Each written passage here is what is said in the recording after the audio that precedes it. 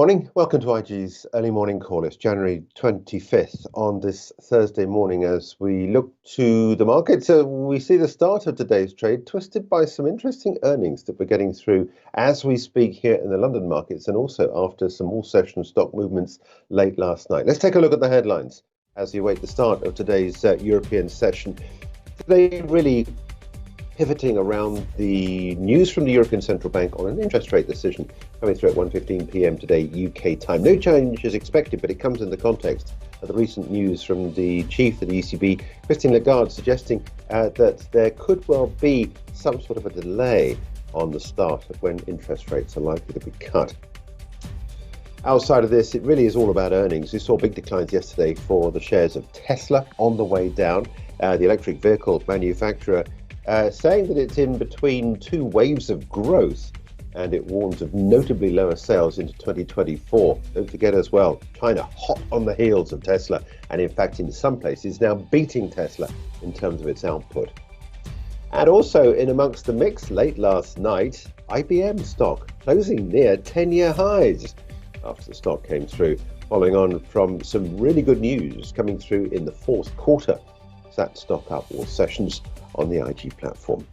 And the news continues into the start of today's trade. We'll take a look at some of the other news headlines we're getting through. I want to show you volatility first of all. Uptick yesterday, and we're holding on to the little bit of a rise yesterday, but the message is that we're bumping along the bottom, not too far away. And this draining out of volatility in the markets makes it very difficult for people to make money as traders.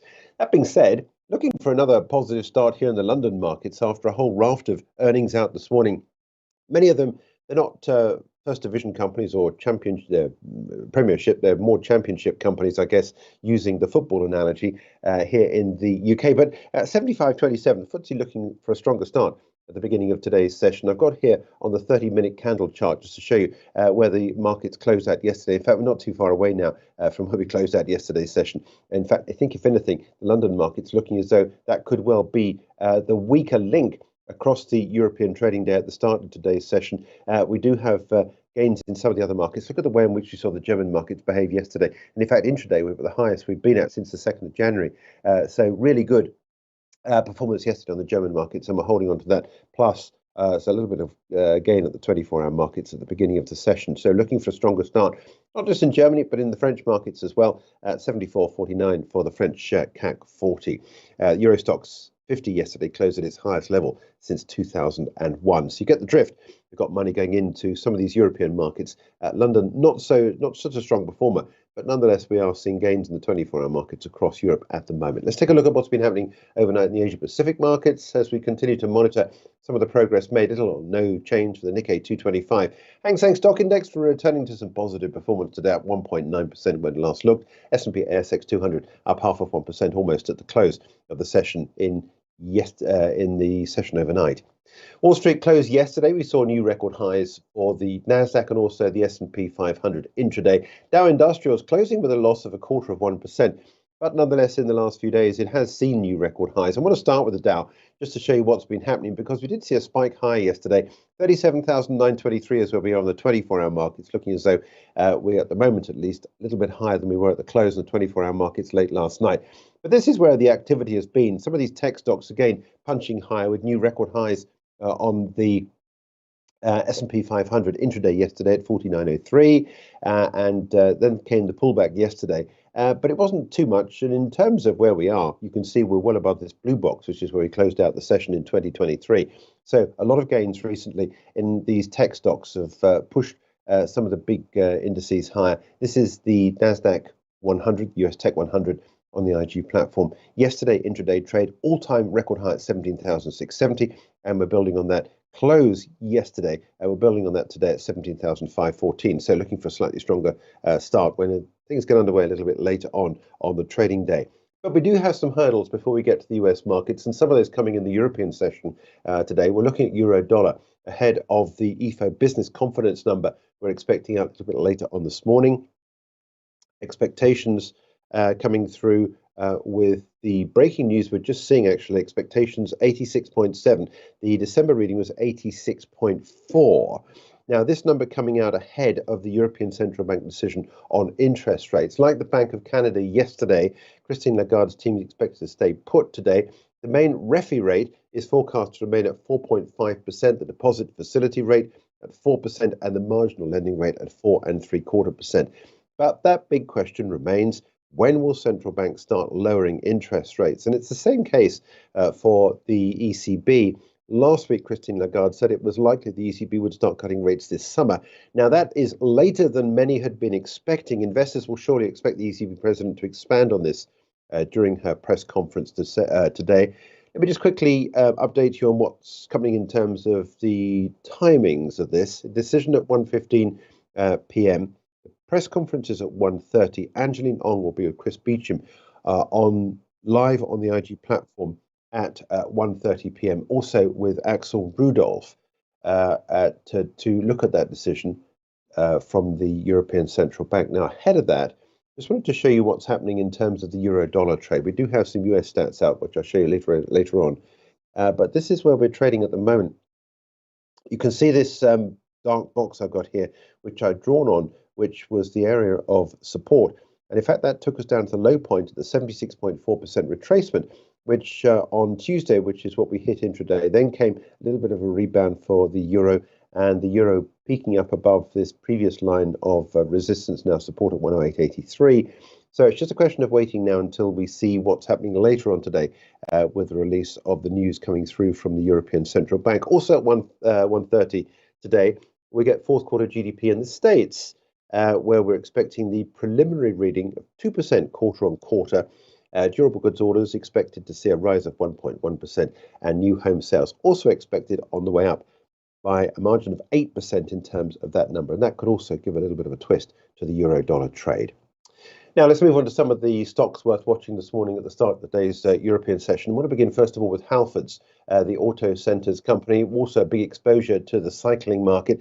It's maintained its profit guidance of pre-tax profit down in fiscal full year 2024 between 48 and 53 million pounds. Cycling and consumer tyres market has weakened in the third quarter. Now, I think broadly speaking, this doesn't look particularly encouraging for Halfords. But if you look at the share price chart, you can see recently it's fallen to levels that we've not seen really since April last year. So the markets were anticipating this. I think this is really news coming to pass, which is going to be of no real surprise. But it does underpin this idea that, if anything, possibly we could well get some further declines coming through from Halfords.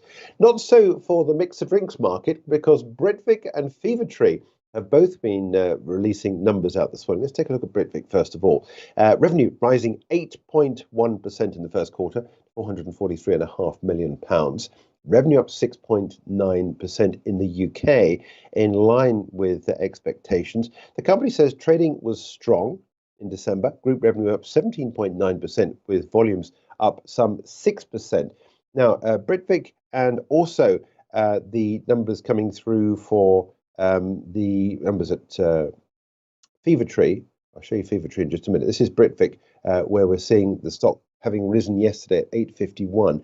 Things looking good, I think, at Britvic, but also for Fever-Tree as well at the start of today's trade. Fever-Tree, for a lot of people, is the company that's got an edge over Britvic. Fever-Tree trades in the London markets, but is big in the United States now as well, on from the numbers out this morning. Yesterday, we saw gains for a second day in a row. Fever-Tree full year group revenue up 6%. Group expects fiscal 2024 revenue to grow around about 8%, driven by the US markets, where it's now getting a lot of traction. That stock will open today at £10.08. So I think, if anything, things looking particularly good for Britvic and Fever-Tree at the start of today's session. The other stock I want to take a look at is the stock which trades under the ticker MTO, which is Mitie Group, the business services company here in London. That stock will open just 0.3 pence below the £1 level. Record quarterly revenue, with growth up 14% year on year. These are third quarter trading update details this morning. £62 million worth of free cash flow generated in the third quarter versus £25 million in the prior period. Full year guidance for operating profit of at least £190 million reiterated. And the group says we've got good momentum for the business to continue into the fourth quarter, getting into the full year numbers. So Mitie looking good potentially for a start.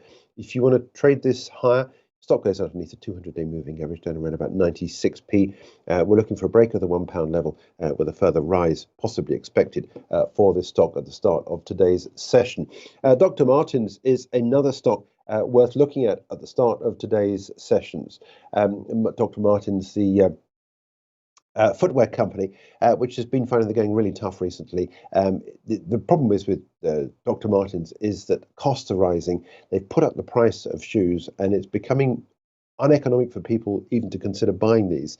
The company says trading in the quarter was volatile. We saw a softer December in line with trends across the industry. This is from the statement this morning. Things not looking particularly good for Dr. Martens. That stock will open at 75.7 pence this morning. Staying on the charts, just want to run through some of the other companies worth watching. This is ST Micro, one of Europe's largest chip manufacturers. It traded up and closed up beyond the 200-day moving average yesterday at 42.57 on the markets. The European chipmaker said this morning first quarter revenue would fall over 15% year on year. Fourth quarter sales missed estimates because of a softer automotive growth and further deterioration in the industrial sector. I think this looks like a potential shorting opportunity for ST Micro. If you're short at 42.57, stock goes above the 43 level with a view to taking that lower on the trading day today. Shares in Tesla dropped 6%, almost 7% actually, all sessions on the IG platform yesterday after the EV maker said earnings and sales missed expectations. Investors also taken aback by the group's forecast. On an adjusted basis, Tesla earned 71 cents per share in Q4, missing an average estimate from analysts at 73 cents. Revenue up 3% to 25.17 billion. Now that's its slowest rate of revenue growth in more than 3 years, also lower than had been expected at the company. Tesla said it was in between two growth waves. The group was going down the first one that's been driven by the release of Models 3 and Y in 2017 and 2020. The second wave will start, it says, with the next generation vehicle platform. Hence the warning of a notably lower sales growth this year before the start of production of its next generation vehicle at its Texas factory in the second half of 2025. I want to show you the chart. Heavy declines yesterday. We'd already seen a completion of this bearish wedge pattern down to this line of support of 217.40. In the last few days, it's disappeared below that and more. And it's now at levels not seen since the support established back on the 31st of October, 2023. Margins concern for investors throughout the year. Tesla's been cutting its vehicle prices. Tesla reported a gross margin of 17.6% at the 3 months ended December. That's compared with 23.8% this time last year and well below analyst estimates. The reason for all this is because that EV manufacturer in China is picking up speed and they're doing it at a far cheaper price. Elon Musk saying this is going to continue unless there are some barriers to Chinese imports coming into the States to compete at lower levels of pricing against Tesla's vehicles. And as a result of that, we saw the drop in the shares. Extended trade late last night on the IG platform. Big gains for IBM stock late in the session yesterday on the IG platform, coming through all sessions. After hours trading, better than expected earnings and sales at Big Blue. Earnings coming in at $3.87 per share, 10 cents higher than forecast. Revenue reaching 7.38 billion. IBM also forecasting full-year revenue growth above market expectations. The company expects 2024 revenues now to grow between 4 and 6% compared with Wall Street expectations of around about 3% growth. Investors also appreciated the fact that IBM allowed a large part of its conference call to artificial intelligence. IBM's generative AI book of business, comprising actual sales and bookings from various offerings, roughly doubled sequentially in the fourth quarter. This is the share price gain you see late last night, where we ended up well above the highs that we saw established back in the 14th of February 2017. In fact, now closing at levels not seen pretty much in 10 years. October 2014 was the last time we were at these levels. Company also says it'll lay off some employees in 2024, but will hire for more AI-centered jobs. All this adding up to a very strong performance late in the session yesterday on the IG platform. Looking for gains around about 7, almost 8% when trade gets underway on Wall Street later on today, on from those earnings out late last night. Now, in amongst the mix as well, there are another 3 all-session stocks to watch out for. Let's take a look at what we've got in terms of some of the numbers. Tonight after closing bell, Intel expected to post earnings of 45 cents a share. Revenue forecast to reach 15.16 billion. Also after the bell, Visa, the street anticipates earnings of $2.43 per share and revenues of just over 8.5 billion. And American Airlines coming before the bell today. Earnings per share seen coming in at 11 cents, and revenue expectations are for 13.02 billion. All those stocks trading all sessions on the IG platform. Let's go back and take a look in some more detail about what's been happening in terms of some of the share price moves for these stocks. I want to begin first of all with what's going on for Intel, which, as I said, is an all-session stock, and the stock up yesterday for a second day in a row. I think for me, at 49.52, the area to break is the highs that we saw here back on the 27th of December at 51.42. Now, if we get a break of that, we're then at levels not seen since March 2022. Intel's share price has been recovering, the value of the stock doubling in 9 months.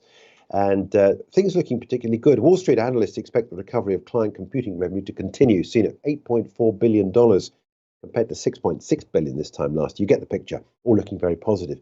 But the downside is that Intel's big data center and AI segment revenue expected to come in at $4.1 billion in the quarter, a decline from the $4.4 billion it generated this time last year. Let's stay on the charts and move into other areas of the market, because if we dial in Visa, which is the ticker symbol that the credit card company trades under, you can see here this has also been a particularly good market recovery for Visa. Late last night, after the close of the markets, we went on to score a new high at $271.78. But watch for share price reaction to earnings tonight. 3 months ago, margins rose to a record high, and this time expected to remain at current levels. Now, investors will be attentive to the group's outlook as it enters a more uncertain economic environment for the business. And that's a warning, I think, for the stock. Let's take a look as well at what else is happening for the markets as we look for American Airlines. The company comes through with a stock update and details on earnings before the bell today. Shares have risen around about 30% from the lows we saw back in October, but it's still well away from the July highs. July drop was triggered by forecasts of lower growth in the second half of 2023 compared to the first half. Much of the share price reaction today will depend on the group's forecast for 2024. Also envisioned today in amongst the mix of stocks which aren't trading all sessions: Comcast, Levi Strauss, Dow Chemical, and Northrop Grumman, worth watching on the markets today in terms of earnings. Let's just quickly run back to another stock story worth watching. The Federal Aviation Authority, the FAA, has tightened pressure on Boeing. This is an interesting stock story. It's been around the stock for a while. The plane maker is now barred from expanding production of its 737 MAX planes until it sorts out all the problems. Boeing can continue producing at the current monthly rate, but they cannot increase that until they sort out the issues. This is a big blow for Boeing, who's seeking to increase production to keep pace with demand and catch up as well with European-based Airbus. The company says, "We will not agree to any requests from Boeing for an expansion in production or approve additional production lines for the 737 MAX until the FAA are satisfied that quality control issues uncovered during the process are resolved." Mike Whitaker said, adding that the quality assurance issues were seen to be unacceptable. The FAA offered no estimate of how long the limitation would last and didn't specify the number of planes that Boeing can produce each month. Now, Boeing does trade all sessions on the IG platform, and it is going to be worth watching when we get the company coming through with the start of today's session. Boeing will open at 9 o'clock this morning, all sessions on the IG platform at $211.34. The FAA also agreed to allow the 737 MAX 9 to resume flying once inspections were completed. So that's one little bit of a positive news headlines coming through from Boeing, which will start at 9 o'clock this morning, all sessions on the IG platform.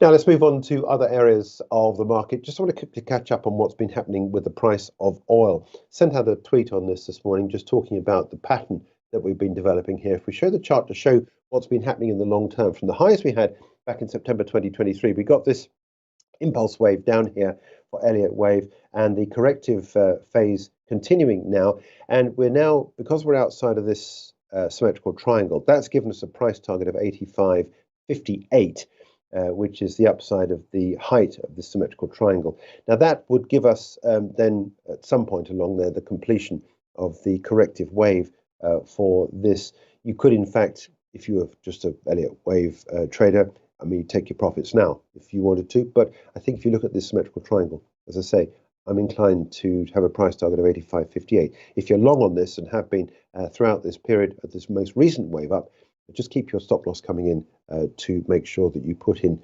the profits or lock in the profits along the way. Quick update on the EIA yesterday on terms of some of the news that we got in terms of stockpiles. Inventories falling by 9.2 million barrels compared with analyst expectations for Reuters poll of 2.1 million drop.